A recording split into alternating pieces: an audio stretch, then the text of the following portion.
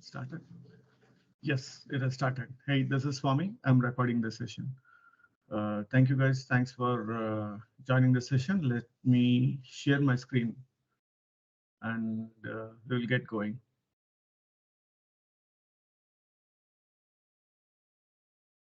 Okay. Please do let me know if you're able to see my screen.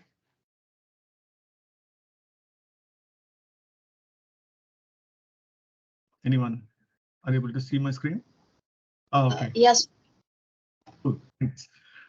So let me quickly walk you guys through. This is my GitHub repository. And today's session is under the speaker series and MS Learn. And 20th November getting started. So inside this, you will have the entire demo script, whatever I'm running right now. And also specifically for the source code perspective, if you see source code link is not the correct one. I will link. I will update it here. But anyway, I just wanted to show you separately the source code link. All the source code which we are doing will be under Learn Dapper in 2024 under Vichy Pilot. This is my main repo. So remember two repos. One is this is for the demo script only. And the source code, you will get it here in Learn Dapper in 2024. Okay, and we'll spend 1 more minute time. All these events are being conducted from Microsoft Reactor Learn community.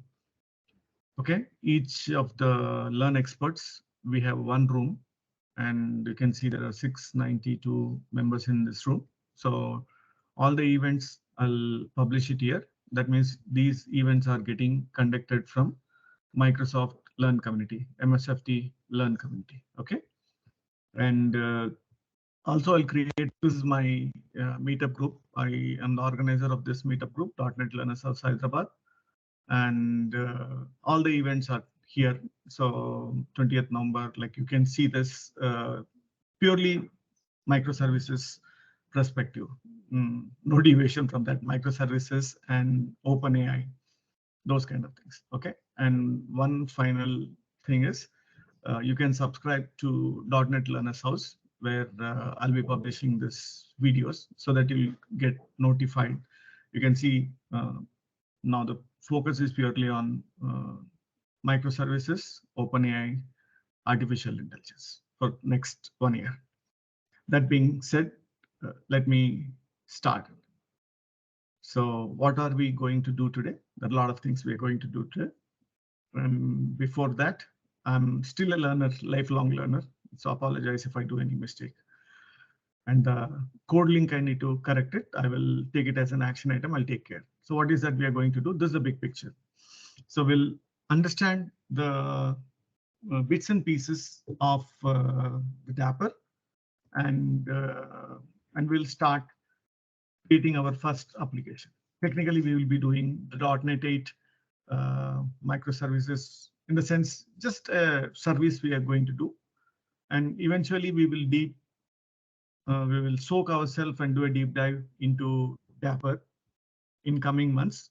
So that's the thing. So focus is purely on .NET 8.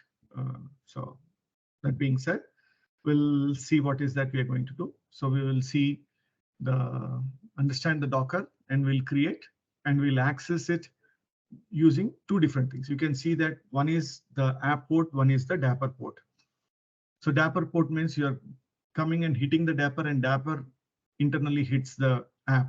One is you're directly hitting the app. So there are two different things. We'll see that. How do we take it up is we'll heavily depend on the Microsoft deck. This one, the Dapper for .NET developers, pretty decently. They've given a lot of information. We'll do a deep dive into this. We'll understand the distributed systems, and then we'll look at Dapper at a 30,000 feet, because they said 20,000. I might not do the good job of Microsoft, so I'm telling that I'm moving away from 20,000 to 30,000. So we'll look at it Dapper from a 30,000 feet. and then we'll start entering into the Dapper world, and we'll initialize the Dapper. We'll learn few of those tips and tricks, nitty-gritties, and how does it do, and then we will understand what all the components it installs. We'll see that, and then we will go into verifying the Docker containers, what containers it creates, and then we'll view the Dapper dashboard. We'll see that no applications will be running in that, and then we'll start creating the ASP.NET Core Web API, and then we'll start executing it without Dapper, and then we will modify the program, and then we'll add the Hello World controller, and then some of the very minor variations will start using the .NET 8 features. You can see this primary constructor. You're not seeing constructor anywhere. We're using the primary constructor. So that's a pretty good thing. I really liked it. And then we'll execute and view the changes using the curl. So this is right. We are hitting the app directly, and then we'll use Dapper application. How do you run the Dapper application using Dapper? And we'll go through some of the logs and understand what is that it's happening inside, and then how do you hit it through the curl or Postman, and we'll come back and we'll look at the Dapper dashboard so to see that it is running. So we'll look at it, these two, app and hit Dapper port, these two disks. Okay. And if time permits, we can do something else also. There is an extra piece, but I just put it here. If not, I'll cover in the next session. So that being said, that's the agenda for today. So let's start understanding this first piece, distributed systems. And pretty much you can see that monolith kind of distributed. Here also you have the web API and web apps. As you can see that one single web API doing multiple things. So that takes care, it's like all-in-one kind of thing. It will have the concern of the entire solution instead of focusing on one particular thing. Like you have ordering service and the product catalog, different services are there. But there we can add it as a single solution and might have a different folders or different folders and adding everything in that. That means it's a single process where you go and load it in the memory, and all these things will hit the same database. So we might clog the database. So this is like a monolith architecture. And some of the benefits they have given, I'm just quickly walking you through so that we can spend more time on doing hands-on. Now, another thing is service-oriented architecture. I mean, I never did that. I think I worked in a project, but I never worked on this side of the service bus. There was a Java component which was doing the ESB Mule. I remember that Mule software back in 2010 or 2011, 11-12 years ago. I worked in that project where we had one component purely Java that used to work with Mule ESB to do a payments. So here, that's the only thing I worked in that project. I know this, but I didn't get a chance to work in this one. So, but you can see that all the communication happens through the enterprise service bus ESB. Everyone drops a message, and that message is being picked up by different services. It's purely the asynchronous communication.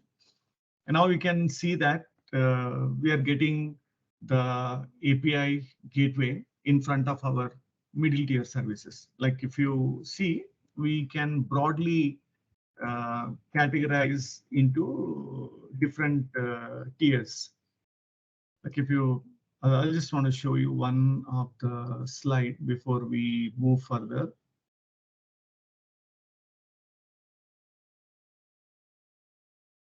Is that? Oh, it's not here. This one. So you can see that we have the backend. We'll have a middle tier. We have UI. Now, if we expose the middle tier, to the DMZ. So that means we are opening the attack surface. People can write DDoS or anything can come and hit it because this is publicly accessible endpoint. What we generally do is we'll bring in the API gateway, and this can run in HTTP. And the API gateway will be the frontliner which receives the volume of data, and it can do all the authentication like rate limiting or validating the authentication token. And then once it feels that this request is a legitimate request, it can pass into the middle tier. And again, middle tier can be all-in-one architecture, layered architecture, or different architectures. But here it's like a layered architecture. So you have 4 components in this game. One is the UI or the UI, let's call it as a client. One is client, one is API gateway, one is middle tier. Middle tier itself can have a different architectures, and one is the backend. So that's the terminology. So here, what is happening is you have a client, your API gateway, your middle tiers, and each of the middle tier is having its own database. And when these middle tiers, middle tier 1 wants to talk to the middle tier 2, they can talk using HTTP or gRPC. That is service to service communication, synchronous communication. That means I will ask this guy a data and this gives. Each has got their own database. If I want asynchronous messaging, asynchronous communication, I'll drop a message. This guy will read that message, he does the processing and drops it. So I don't need to wait on this guy. Suppose for some content, if I hit this basket service from catalog, and if the basket service is taking 8 seconds and the catalog itself has to process for 2 seconds, so 8 plus 2 totally, the catalog service is taking 10 seconds. So is it worth and is it making sense in that particular scenario where there are 2 things? Suppose if a user wants to go and see set of products, and in this case, if we do a synchronous communication, it will come and hit it, and we'll get this information, and we'll show that in the UI. Suppose there is an issue in the catalog service, we'll show that error. It's a fail fast. Okay, I make a call from service A to service B. If service B fails or service A fails, we'll show that error, please retry. And we can add the resiliency, circuit breaker pattern, and timeouts. Resiliency we can build between. So we need to understand when we should use the service to service communication, synchronous communication, when we should use the service to service asynchronous communication. So when it comes to the synchronous, we understood when it is a simple thing, you bring the data and spit it onto the screen. It makes sense to go and do the synchronous service to service communication. It's no financial loss. If there is financials or something very important things are happening where you might hit with a financial loss, in that case, it makes sense to have asynchronous communication. So we don't need to wait on the user. Like if you see that you place some order, he takes the payment and immediately says that, hey, your order has been placed. And behind the scenes, there might be asynchronous actions happening. And sometimes what happens is our transaction will fail somewhere in the bank or some other third-party payment gateway or some other place it fails. And after 15 minutes, we'll get an email saying that, hey, there was an issue in your recent order. Please retry with the latest payment. It makes sense, isn't it? Imagine a scenario where I'm viewing the products and this kind of asynchronous communication happens and you'll see a spinner for 10 seconds. No, users will not waste, and it's like an overkill, isn't it? Just to show the products. What happens is, again, that's a financial loss from a different perspective. User might get angry or irritated, and he might close this browser and go to a different shopping site. So it's like a double-edged sword. So I personally feel that if it is a financial loss, it makes sense to have a asynchronous communication. If it is something getting some data from the database and showing it, it makes sense to have a resiliency with synchronous communication between service to service. Okay, so that's about the distributed systems. I've given the link here so we can do a deep dive.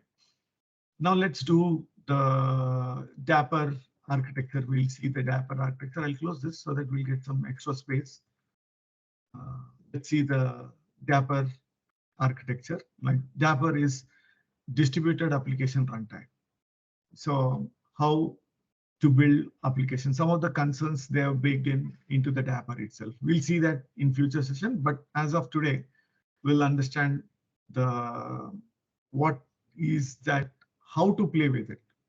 That's what first we will do it.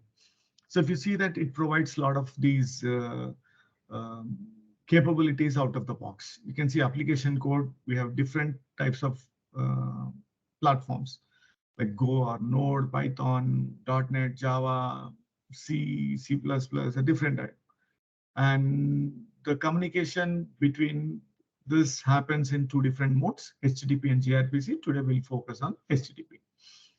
And we will see that these are called the building blocks. And a lot of these things are there. We'll look at it in future, but first we'll understand this one, the building blocks. What is that? So some of the functionality it encapsulates, like state management or service invocation, extensibility, secret management, observability, actors, bindings, publish, subscribe models. These are all things that there. You can see that contextual information. I mean, I just want to hold it to getting deep into the weeds as of now until we do a hands-on and get at least some knowledge. Okay, what is Dapper, what is Docker, what is .NET 8 Web API, how we are stitching all these things. Let's see that. Then we can always come back and do a deep dive. As of now, let's understand one important thing is about the sidecar architecture. That is very important here. We'll understand this one. So Dapper exposes the building blocks, so and so. So this is a sidecar pattern. So our microservice or the API, let's call it as a microservice or service, simple term. Our microservice will run here, and the Dapper is running as a sidecar pattern here. So there will be a communication between Dapper and our service. So as we have seen in the previous image, we can hit our service directly, or we can hit the Dapper and Dapper go and talk to it internally. And the hosting environment, we can host Docker as self-hosted mode or in Kubernetes. Self-hosted mode is we will have two separate processes. Okay, so we have application code and we have the Dapper. And again, Dapper means it is coming with all the building blocks or whatever the functionality it supports. It will be in a separate process. This will be in a separate process. When it comes to the running the Dapper in Kubernetes, within the same pod, we'll have two containers. One container is our application code or our service, and another container is a Dapper. I think that is pretty much at a high level. And let's dig deeper. We'll do all these things, but in future episodes. I mean, we'll do deep into the microservices from now till next of the rest of the year, next year, 2024. We can call it a happy new year now. So the next thing is let's enter the world of Dapper. This is a pretty good documentation. Like again, if you go to the concepts, we can see what is the overview. Again, they've given that what the Dapper is portable, event-driven runtime that makes easy for any developer to build resilient, stateless, stateful applications. So we can see this is the same diagram which we have seen in that Microsoft C. We have all these building blocks: publish, subscribe, input, output, bindings, actors, secrets, configuration. We didn't see this, workflows and cryptography. If you see that, this diagram is showing more. As and when, every release they will add more features, and we are seeing at least a couple of things. I was able to figure it out that here it is more. You can see that microservice building block. So this was started by Microsoft. as a CNF Cloud Native Foundation incubated project, and a lot of open source people they joined, and now it is in a pretty good shape to be used in our production.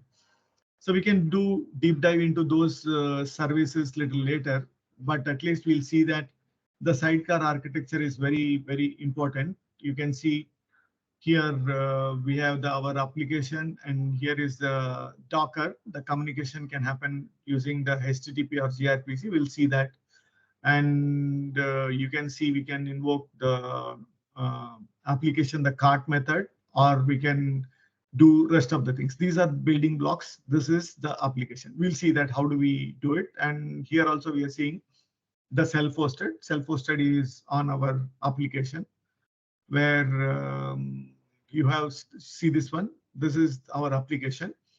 And when you install, it will deploy all these things. You can see this Docker containers here.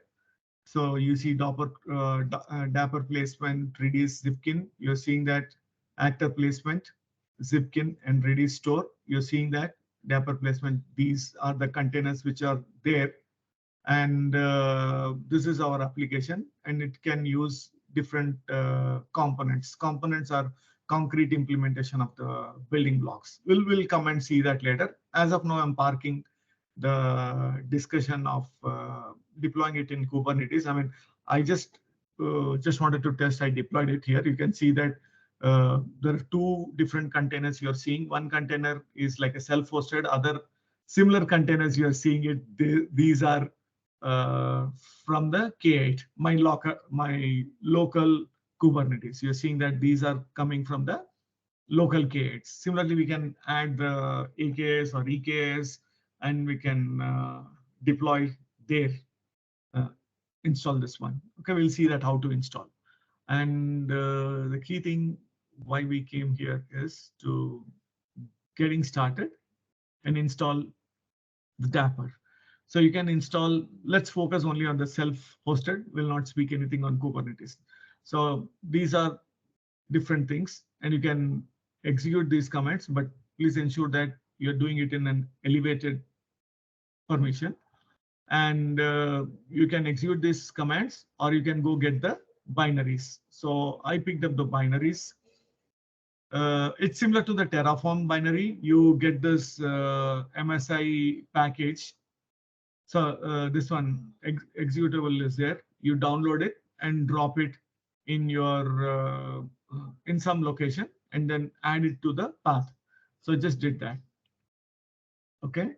So and once we do that, if I do Dapper, you can see it shows this. And if I say Dapper version, you can see that 1.12. Here, the same 1.12.0. That's the version we have it, CLI version, and this is the runtime version. So this is matching with the CLI version. That's the latest one, which got released in October 12. So we are on the latest release. Some other building blocks or some other components or the name would have changed. If you see that from the documentation perspective, from what we are seeing, there might be a little bit variation here and there. You can see that the documentation is here, and the one which is here, we saw that a little bit more components. Okay, and we saw this executing, and the version might be a little bit different, but that's not a crime. And you can see that initialize Dapr in your local environment.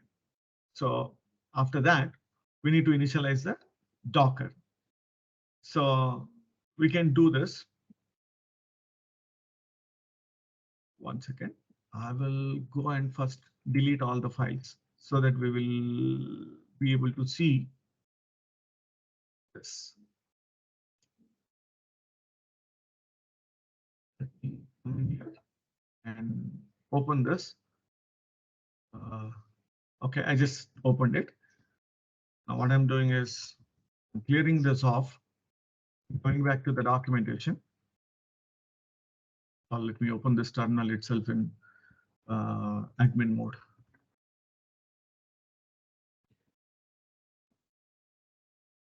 Opening this in the admin mode.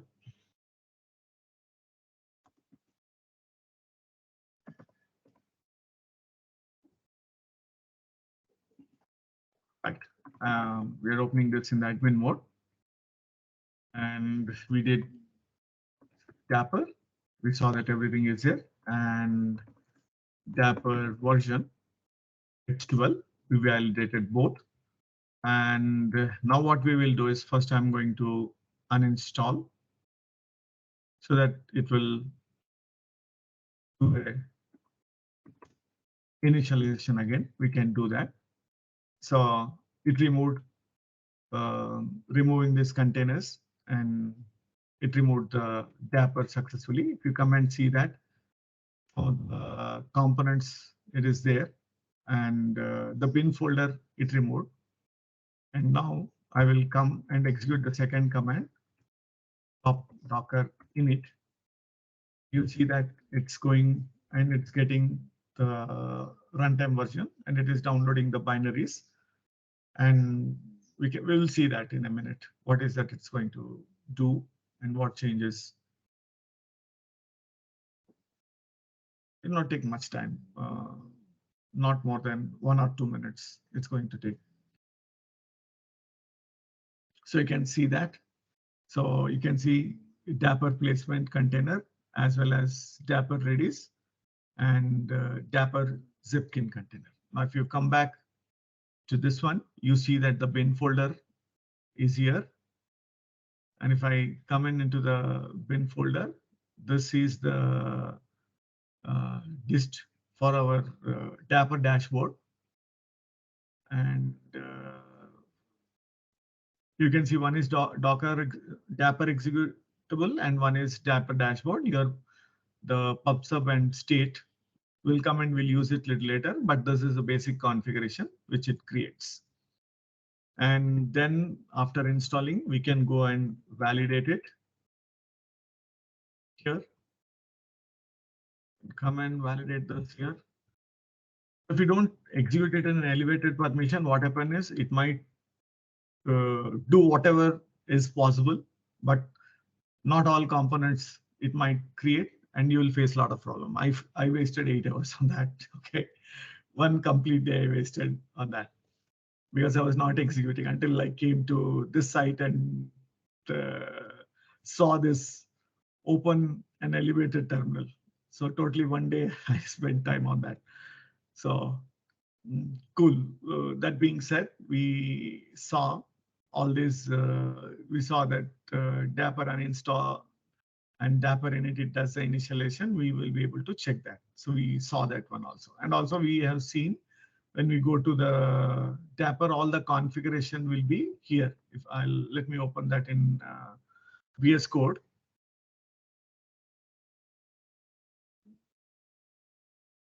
And I can see that the web application Dapper D, Dapper dashboard, and PubSub. You can see the Redis, and this is the state and the config.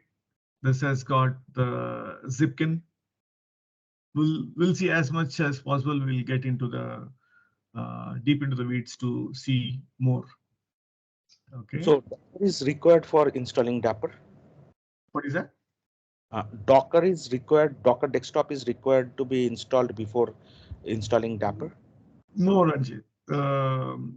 Dapper Docker is not a mandatory, but the thing is that when you're doing the sidecar pattern, I mean, so when you're using this Dapper in a self-hosted mode, you will be able to install without the Docker also, but all the building blocks or the components which it has, it is bringing in with itself, you need to install on your own. So if you see that self-hosted mode, they have given this one self-hosted mode. Self-hosted mode. Okay. Separate process. This one by default Dapper installs Docker containers. Now, if you don't want to install Docker on your local machine. You can even run Dapper in self-hosted mode without Docker containers. However, it will be we need to install this one. Okay. Understood. Yeah. Thank you. Cool. Thanks. Where did I leave? Oh, okay. We have seen this inventory. Now we need to come back here just to verify. Docker PS. When you do a Docker PS, we are seeing that Docker. Sorry, oh God, I'm getting confused with it. Docker and Dapper. Dapper placement, Dapper Redis, and Dapper Zipkin. We have all these three components.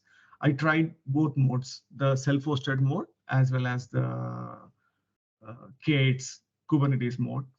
So this is running the sidecar, as we have seen that the sidecar, the placement service, the dashboard, and the Sentry. We'll definitely do it in AKS and EKS a little later, but as of today, let's stick to the local with Docker.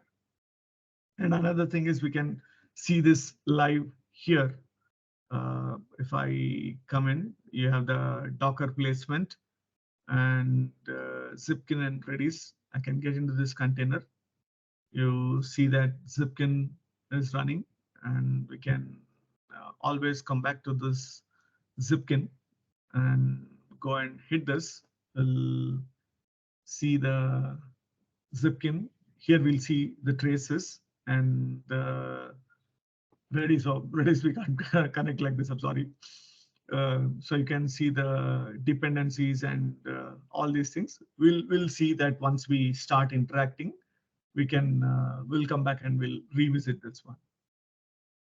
So that's the containers. Now let's see the dashboard. How do you view the dashboard? Let's see. I'll come here. Dapper dashboard. So the moment you say the Dapper dashboard, it is hosting the dashboard. We come to this dashboard and we see we accessed one of the container, Zipkin, and here we'll see.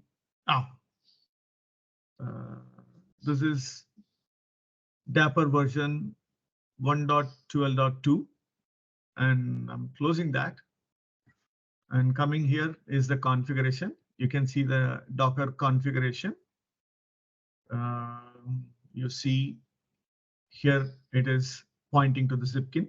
The same file we have seen that when we opened it in VS Code. This is the file we have seen that. And once you come back, the Docker components pops up and state source. So state Redis, pops up Redis, and we can change this configuration. That's the future episode. And we don't have any applications as of today. As of now, not today. As of now, we don't have any applications. So we have seen what is the Dapper dashboard. Now creating our first Dapper application. Now this is more interesting thing for us. So let's do that. What is that? We'll call the same name. We'll use the same name because let me go and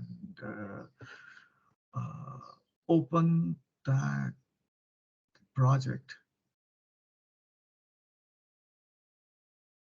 Or else I'll close this and directly, if needed, we'll open it. I'll open another instance of VS Code. I'll open that Visual Studio also.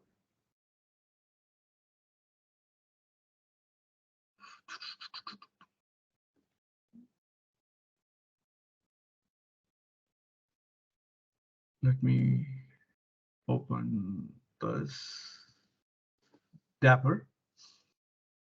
So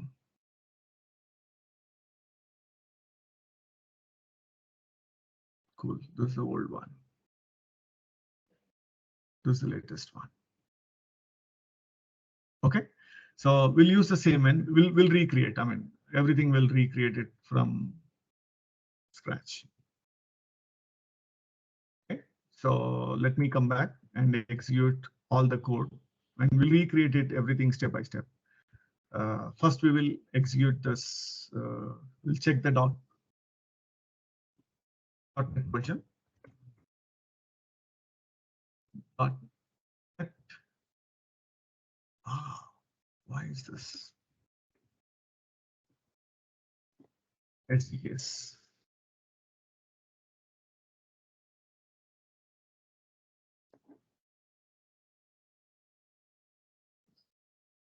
.NET list SDKs. So you can see that the .NET 6, 7, and 8.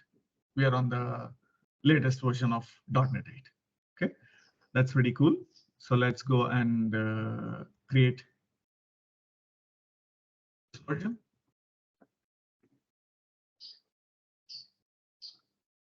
Creating a new project.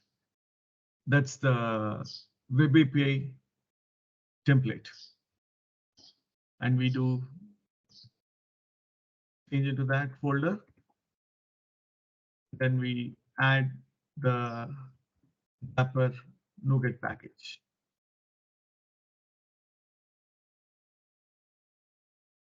Now, if you see, we can go to nuget.org.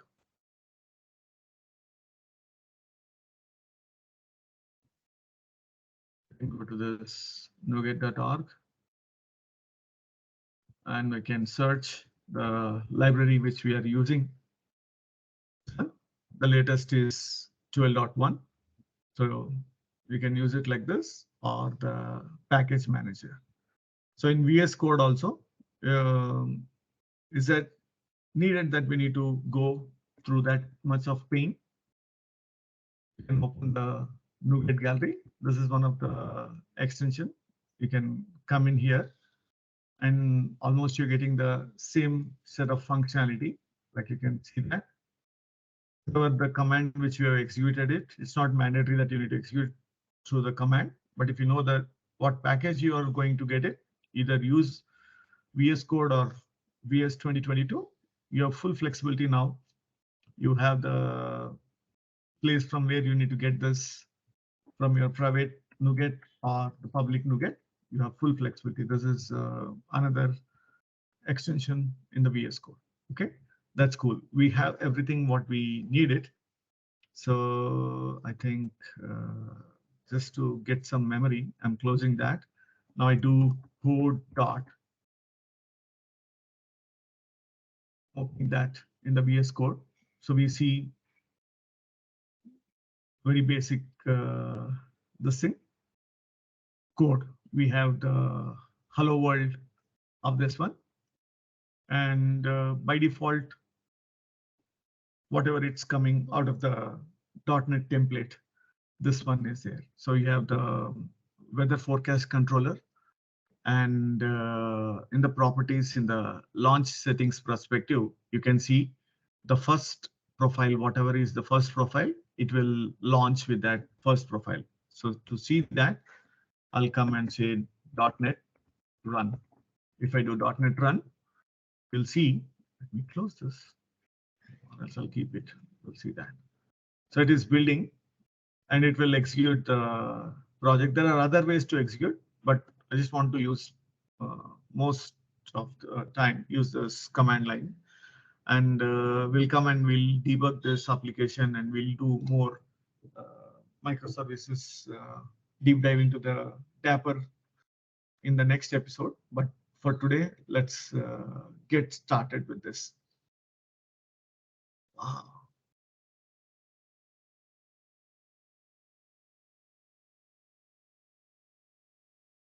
I close this. I might get some free memory. See this? This is 5000. That means always it picks up the first profile in the launch setting. So it is in this 5000. We can click on this 5000 to come and see the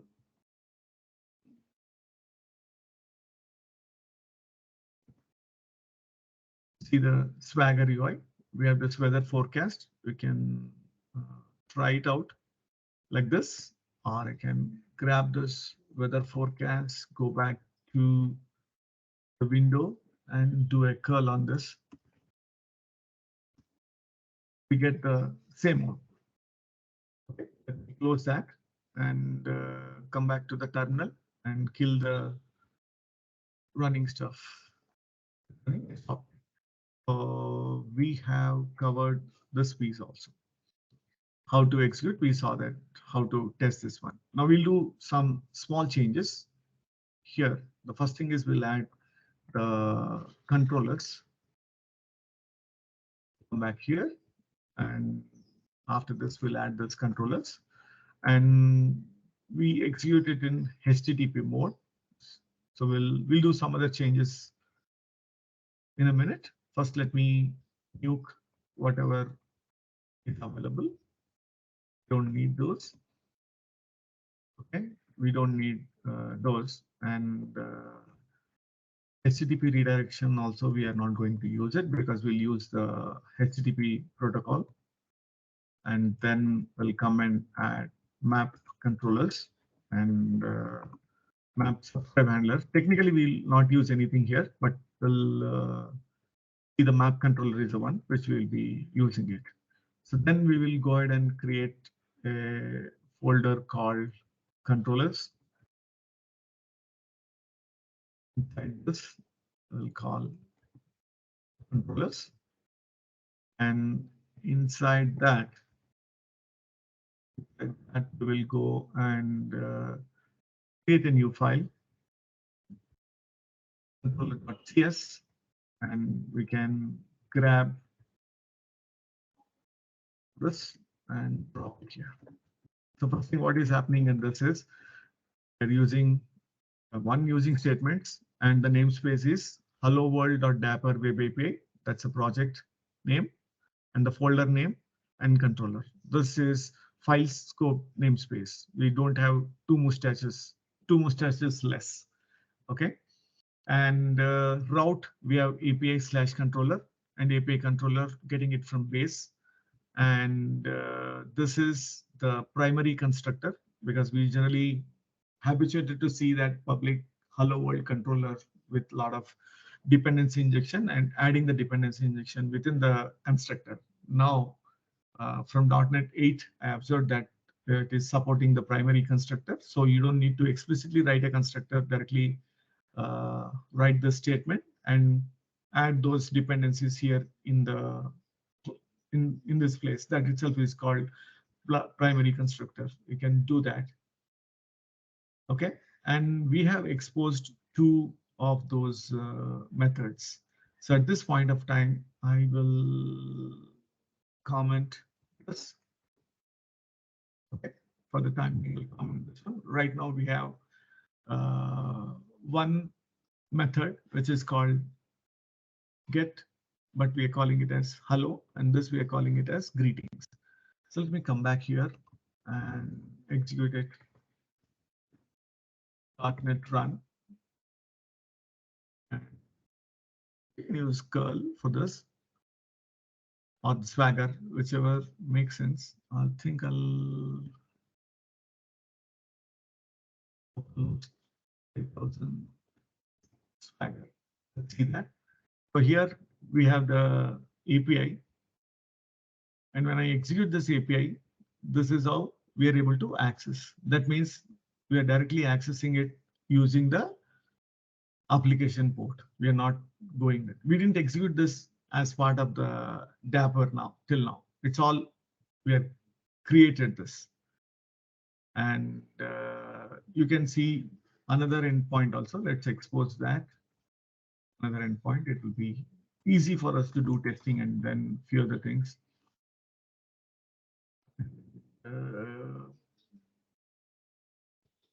Need to fill this, or else we can do .NET watch. So any changes we do, it will do a hot reload. .NET watch hot reload. That you do some change, it will pick it up automatically. So if I come in and refresh, you can see that now it is showing two endpoints. So we have exposed both the endpoints. And another thing is in the CS proj, you're seeing these are the things which is getting installed. And the new thing here is the HTTP file. We'll come back to that little later. Okay. And weather forecast. We don't need that. We'll come back to that. After that, what we will do is we'll start the Dapper application. So let me come in here and kill this. We don't need now. So we'll run the Dapper, and we are giving the app ID. Now Dapper run help. You see this is given a lot of application. Dapper run and optionally your application side by side supported platform. As of now, it is self-hosted. So that's it. So you can, he's giving a lot of examples. How do you run Docker run app ID? And this is the app port --.NET run. How do you run the Java application? How do you run Node.js, Python? So it is like platform agnostic. So gRPC, a lot of things are there now. A lot of things are there. So you can see different things. All whatever we want to use, we can use those parameters.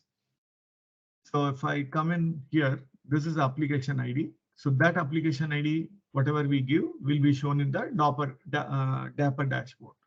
And app port is we are specifying on which port the application is running. And this is the Dapper port. So 5000 port 5000 is the one on which this guy is running.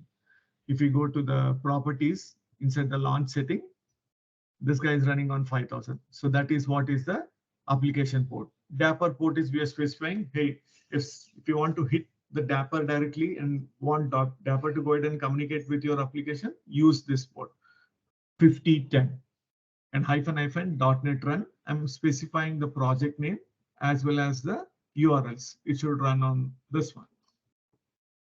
So let's start this. And before that, let's see. Let's execute the Dapper dashboard.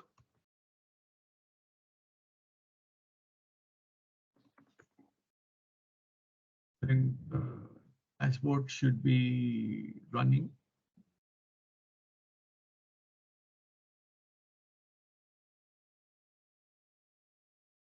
Okay, so see that it has got the Dapper components, configuration, and there's nothing here from the application perspective. Okay, now let me come back over here, clear it. There will be a lot of logs. It will flush now.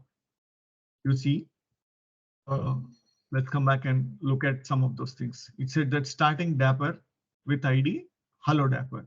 It's running on port 5010. So 5010 is the Dapper port. Okay, and the gRPC port is 56281. As of today, we will ignore this. We will consider this HTTP port. That means it is the Dapper port. It is giving a lot of information, standalone mode and all these things, app building. It's building that. And let's see, here you can see that the app ID, it has created the app and updating the metadata for app command, and both Dapper and your app both are running. Now visualize the picture which you have seen 30 minutes ago. The application and Dapper both are running in two different processes. So you're seeing that. And now we saw this message previously when you executed .NET run. So now it is running that project, and you're seeing the rest of the information now. So now let's come back and probe this a little bit here. In the first, let's look at the Dapper dashboard. You see that apart from the same pub sub and state, you're seeing under application, it is showing the Dapper. And I click on the Dapper. Hello Dapper is a name which we have specified in the command. So in the command, we specified that hello Dapper here, and application port is 5000. You're seeing that app port, and Dapper port is 5010 that you're seeing that. And actors, as of now, we don't have any actors. We'll come back in future to see that. And the command which it executed, there are only one replica. And this is a address and age is 1 minute. We'll see that. That's cool. So we probed into that. And now if you see that from the Dapper perspective, let's see the APR underscore. You have this three things which are running Dapper placement, Zipkin, and this one. Now let's go to the Zipkin to see the traces. You're seeing the traces here. So periodically, if you come and see that, all the traces it is sending in here. So you can see this trace, and we can go do a deep dive into that traces. I myself didn't explore much, but at least know that something is getting tracked here. So, and also we can come and see the dependencies. Okay, we are not using anything. Yes. We're not, as of now, we are not using anything, but we can see that traces here, and it shows all lot of details on this one. Why did it take a lot of time here? Oh, it's bringing the metadata. So, okay. So we saw the Dapper dashboard, we saw the container, and also we saw that Zipkin traces. Everything, we have seen it. Okay, that's cool. So we ran this, we saw that. And how do you execute it in a different way? We'll see that. You can come in here and go back to curl. I'll open the third one. And if I execute this, it's hitting the Dapper. I'm directly hitting the app because I'm going through the app ID. Now see this, I'm hitting through the Dapper because I'm not directly going to the app, I'm hitting through the Dapper. There are a lot of things to learn here. I'll come back. First, we'll see how to work, and again, I'll show you how it varies, how to map the address. Okay, we are able to hit through that. Let's see what changes we are seeing here in the logs. You saw that, so we logged it. So it's hitting here, hitting the get hello method, hitting the get hello method. That is coming from the logger statement which we have written here.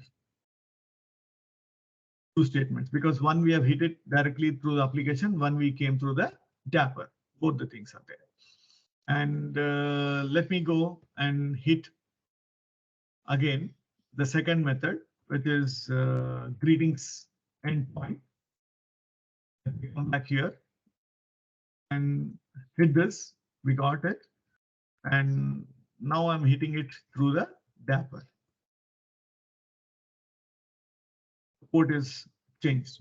So again, we can come back here and run the query. You're seeing that all the endpoints which we have hit it, everything, it took 40 milliseconds for the first time when we hit that. And next is 2 milliseconds, the greetings one. So you can see. I mean, if different traces are there, everything it is taking care. Everything is baked in. So we are getting the benefits. So now you're seeing that now that we started communicating with the Dapper, you're seeing it. Suppose if Dapper is using any of the building blocks, definitely I'm assuming that it should show that from Dapper, what is that we are doing it. Are we using the Redis cache or PubSub or some other building block? It should give the dependency graph here. So the Zipkin and the dependency graph, it is pretty useful for us to know what is that it is happening. Okay. That being said, we viewed the Dapper dashboard. Now let's do some other things. Yeah. What is that some other things is, I'll come back to this one. And how does this mapping happens? That is very important point, because I faced a little bit of problem. So just want to service invocation. There's a service to service communication, but how to hit the service? Run one application at a time. Order processor, we got this. Okay, let me come back here. We have this. No. Sample application.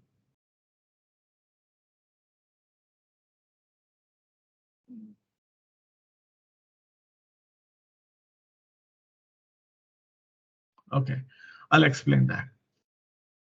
What happens is, when you're invoking the service, you see two of these URLs, and let's understand the pattern, how to hit it.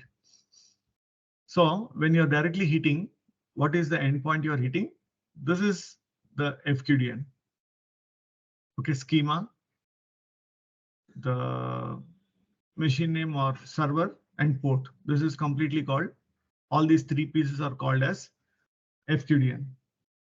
And till FQDN, it is common. So after this, if you see that v1.1 and invoke. So you're seeing that Dapper invoke. What you should invoke within this application, hello Dapper. So you can come back to the Dapper dashboard and you see how many applications are there. There's one application. So hello Dapper. So this is v1.1 invoke, and within this application, hello Dapper, invoke a method. What is that method? The method is again this entire thing. So different people, they do it in a different way, because some people, what they do is they don't add this API and another things. Come, let's see that. Simple Dapper example in .NET.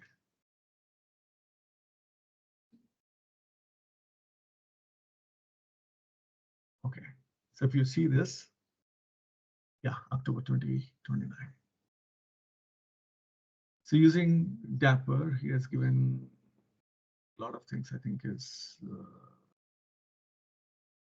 developing shopping cart. Yeah, see this. As we have seen that here, somewhere in the documentation also we have seen that V1, either it is a state or invoke or different things. We have seen that, isn't it?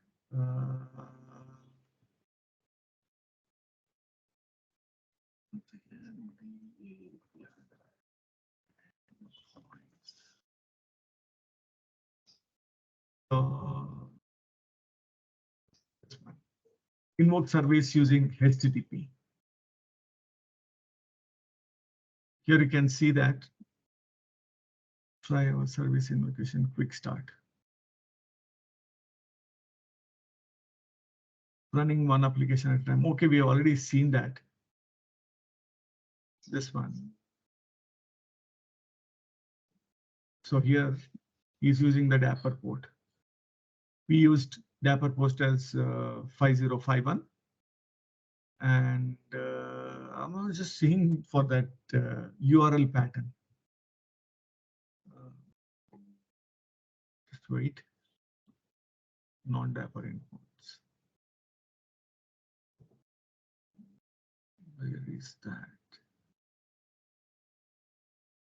The documentation. Yeah, this one. It's not the binding. It should be invoke. It's just invoke. It shouldn't be the binding. It is just invoke one. Let me come back here.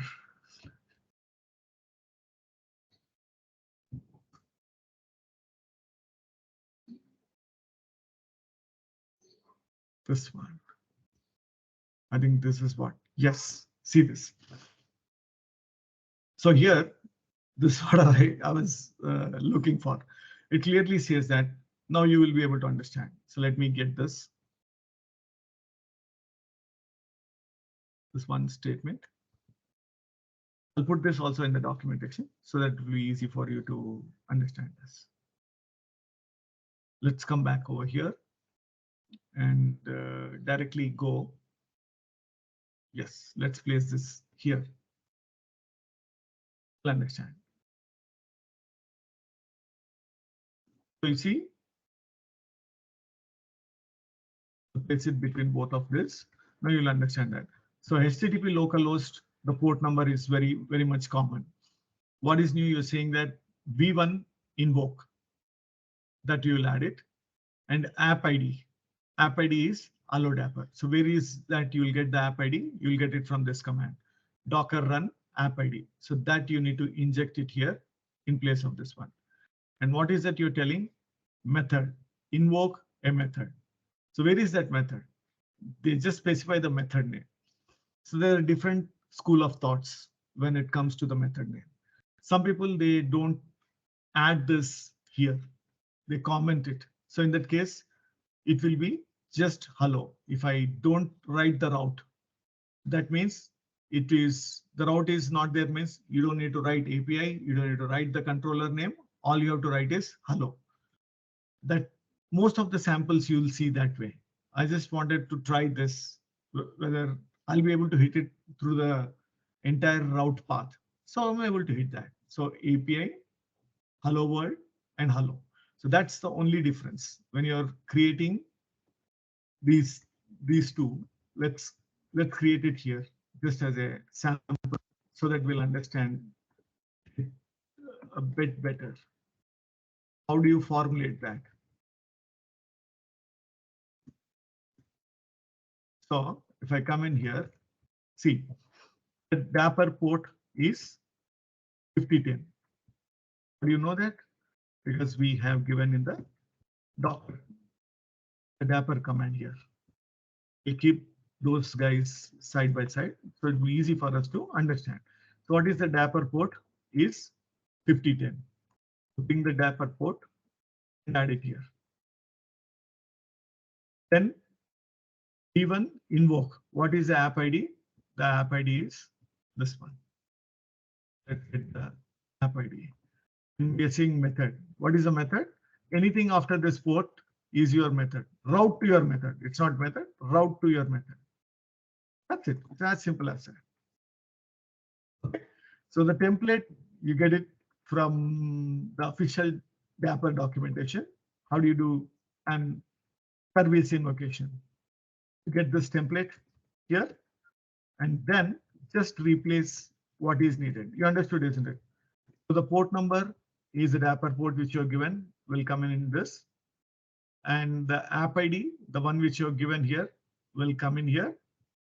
And what is the method name? You get it from the app port. How do you hit the app?